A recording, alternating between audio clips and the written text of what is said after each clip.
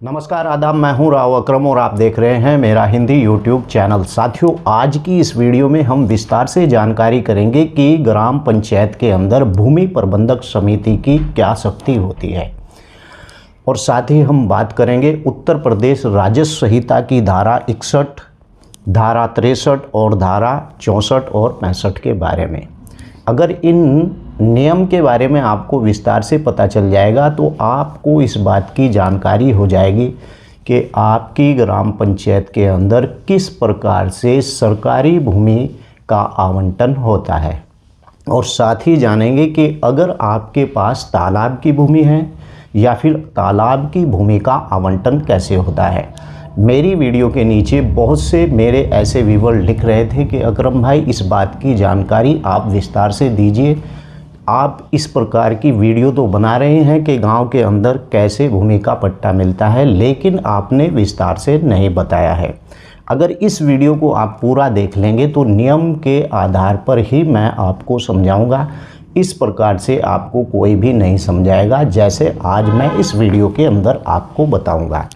क्योंकि अक्सर कर यूट्यूबर क्या करते हैं कि एक नियम वहाँ से उठाया, दूसरा नियम वहाँ से उठाया और बीच के नियम के बारे में बिल्कुल भी आपको जानकारी नहीं होती है।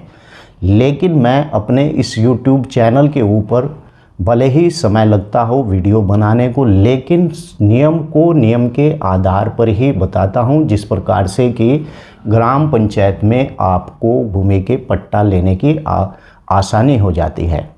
और साथ ही अगर आप इस बात को सर्च कर रहे हैं कि ग्राम पंचायत के अंदर भूमि का पट्टा कौन करता है तो इसकी भी आपको जानकारी मेरी इस वीडियो के अंदर मिल जाएगी। अगर वीडियो पर पहली बार आए हैं आप चैनल पर तो चैनल को ज़रूर सब्सक्राइब कर लें और इस वीडियो को लाइक करना बिल्कुल ना भूलें और बेल आइकन की घंटी को आप ज़रूर दबा लें। तो चलिए विस्तार से जानते हैं आखिर ग्राम पंचायत की शक्ति क्या होती है और किस प्रकार से भूमि के पट्टे का प्रबंधन आवंटन होता है। इस वीडियो को शुरू करते हैं। उत्तर प्रदेश राजस्व संहिता 2006 और मैं आपको बता दूं कि इसके अंदर भूमि के आवंटन से संबंधित, ग्राम पंचायत की प्रत्येक भूमि से संबंधित हर एक प्रकार का नियम और जानकारी उपलब्ध होती हैं।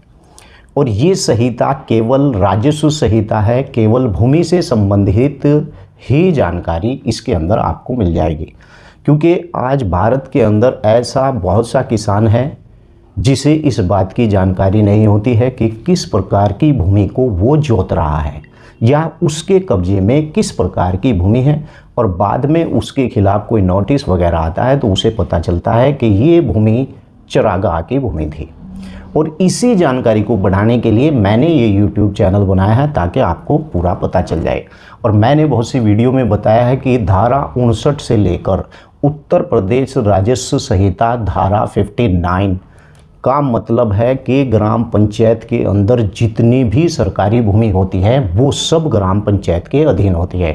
चाहे उसके अंदर तालाब हो, पोखर हो, नाला हो, गड्ढा हो, किसी भी प्रकार की जो भूमि होती है, एक श्रेणी एक का की भूमि को छोड़कर सारी की सारी भूमियों के ऊपर ग्राम पंचायत की भूमि प्रबंधक समिति का ही अधिकार होता है और वो सारी भूमि उसी के ही कब्जे में हो जाती है। यानी कि उत्तर प्रदेश राजस्व संहिता की धारा 59 के अंदर ये पूरा एक प्रावधान है कि जितने भी गांव के पेड़, कुएं, नाले, जितनी भी सब संपत्ति है वो गांव की भूमि प्रबंधक समिति का ही उसके ऊपर अधिकार होता है। अब बात करते हैं कि भूमि प्रबंधक समिति की शक्ति क्या होती है।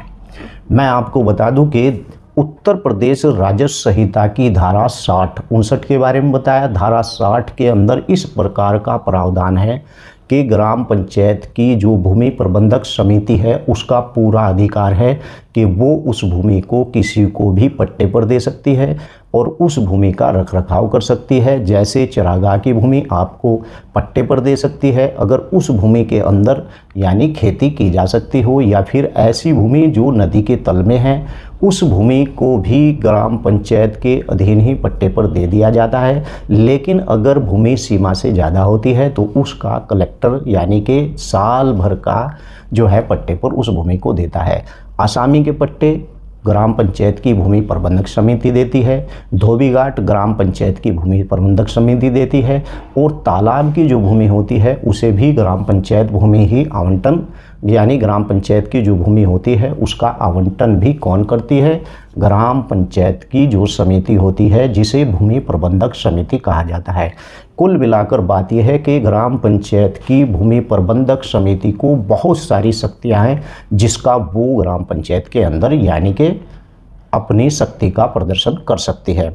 और आपको बता दूं कि इसी प्रकार से उत्तर प्रदेश राजस्व संहिता की धारा 61 के अंदर भी, यानी कि अगर जितनी भी भूमि होती है उनका सभी का आवंटन ग्राम पंचायत ही कर सकती है। और धारा 63 में ऐसी भूमि, उत्तर प्रदेश राजस्व संहिता की धारा 63 ऐसी भूमि जिन भूमियों को आबादी के लिए आवंटन किया जा सकता है, इस प्रकार की भूमि का आवंटन भी ग्राम पंचायत की जो भूमि प्रबंधक समिति होती है वही कर सकती है।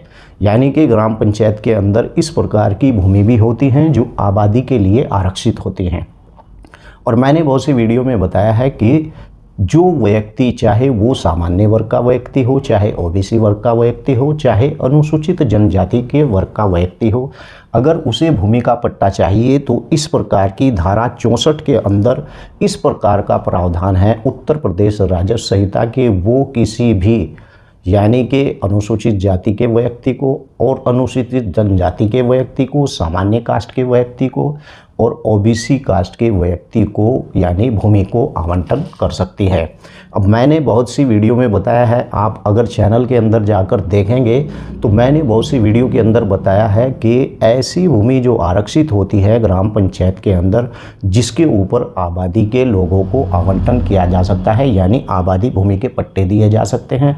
और ऐसी भूमि का भी प्रावधान होता है जो लोग गाँव के अंदर रहते हैं, खेती किसानी करते हैं, उन्हें खेती किसानी के लिए इस प्रकार की भूमि की आवश्यकता हो तो इस प्रकार का भी प्रबंधन पूरा गांव के अंदर भूमि प्रबंधक समिति ही कर सकती है। अब आपको पता होगा कि इस प्रकार की जितनी भी शक्ति और पावर होती हैं वो सब ग्राम पंचायत की भूमि प्रबंधक समिति को ही होती हैं। और भूमि प्रबंधक समिति का जो अध्यक्ष होता है वो ग्राम प्रधान होता है। अब आप देखिए कि एक ग्राम प्रधान अगर आपके गांव में बनता है तो उस ग्राम प्रधान की जो भूमि प्रबंधक समिति होती है उसे कितनी शक्तियां होती हैं। अगर एक बात को देखा जाए तो ग्राम प्रधान गांव का एक एमएलए ही के ही तरह काम करता है, जैसे कि एक एमएलए काम करता है। इसी प्रकार से ग्राम प्रधान भी अपने गांव की पूरी कैबिनेट को चलाता है। अगर देखा जाए तो राज्य की एक कैबिनेट होती है, लेकिन छोटे छोटे गांव के अंदर जहां पर ग्राम पंचायतें होती हैं वहां पर भी सेम इसी प्रकार की कैबिनेट होती है जैसी राज्य सरकार के अंदर होती है। लेकिन यहाँ पर क्या होता है कि यहाँ पर इतना अधिकार होता है ग्राम पंचायत की भूमि प्रबंधक समिति को कि वो लोगों के हित के बारे में इस प्रकार की भूमि आवंटन का काम कर सकती है, तालाब की भूमि आवंटन का काम कर सकती है, और भी अन्य उसकी का शक्ति के अंदर इतनी बड़ी शक्ति होती है भूमि प्रबंधक समिति को कि आप इसके बारे में पूरा ज्ञान अगर लगाएंगे तो आपको पता चलेगा कि गांव का विकास सबसे ज़्यादा ग्राम प्रधान की भूमि प्रबंधक समिति और जितनी भी समिति गांव के अंदर आती है, अगर ये ईमानदारी से काम करे तो गांव का आपके नक्शा ही बदल जाएगा। धारा 65 के अंदर यानी इस प्रकार की जो भूमि होती है जिनके ऊपर कब्जा होता है, मान लीजिए कि आपको भूमि का पट्टा हुआ है और पता चला कि वो पट्टा पहले किसी और को हुआ था, और मैंने बहुत सी वीडियो में बताया है कि गांव के अंदर जो भूमि का पट्टा होता है उसकी म्याद 5 से 10 साल तक की होती है। जब उन लोगों का समय निकल जाता है तो वही भूमि दूसरे लोगों को पट्टे पर दी जाती है, लेकिन पहले जिन लोगों को पट्टा आवंटित हुआ था उन्हें कब्जा छोड़ना पड़ता है। और धारा 65 के अंदर उत्तर प्रदेश राजस्व संहिता के अंदर इसी प्रकार का प्रावधान है कि पिछले पट्टे के आवंटनधारी से समय पूरा होने के बाद अगले पट्टा आवंटनकारी को उस भूमि पर कब्जा दिला देना। और कब्जा दिलाने का काम कौन करता है? कब्जा दिलाने का काम आपका एसडीएम करता है।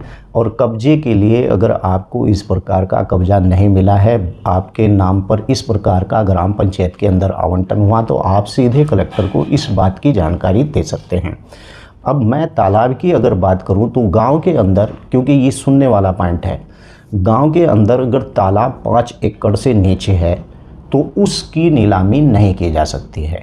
इसका प्रावधान है, पूरा तालाब की जो भूमि होती है उसका पूरा प्रावधान जो है वो धारा 64 के अंदर है। और धारा 64 के अंदर इस प्रकार का जो प्रावधान है उसमें ये कहा गया है कि अगर कोई तालाब 5 एकड़ से नीचे है तो उसे लोगों के लिए सार्वजनिक छोड़ दिया जाता है। लेकिन अगर कोई तालाब 5 एकड़ से ऊपर है तो उसकी नीलामी यानी कि उसे पट्टे पर एसडीएम तहसीलदार भी दे सकते हैं और ग्राम पंचायत की भूमि प्रबंधक समिति भी उसका आवंटन यानी कर सकती है। लेकिन ग्राम पंचायत के अगर तालाब की भूमि है और उसके अंदर पानी नहीं है तो आप ऐसा कभी मत करना कि उसके ऊपर ठाकर आप एक मकान बना दें। तो ये सार्वजनिक उपयोग की भूमि होती है मेरे भाई, इसके ऊपर आप मकान बिल्कुल भी नहीं बना सकते। सुप्रीम कोर्ट का ये आदेश भी था कि अगर ऐसी भूमियों के ऊपर कोई मकान बना है तो उस मकान को तुरंत नीचे गिरा दिया जाएगा। तो आज की इस वीडियो में मैंने आपको विस्तार से बता दिया है। वीडियो को लाइक तो ज़रूर बनता है। अगर चैनल पर पहली बार आए हैं तो चैनल को सब्सक्राइब कर लें, क्योंकि इस प्रकार की जानकारी मैं इस यूट्यूब चैनल पर अक्सर कर देता ही रहता हूं। आपका कोई सवाल है तो वीडियो के नीचे लिख सकते हैं। जय हिंद, जय भारत, खुदा हाफिज।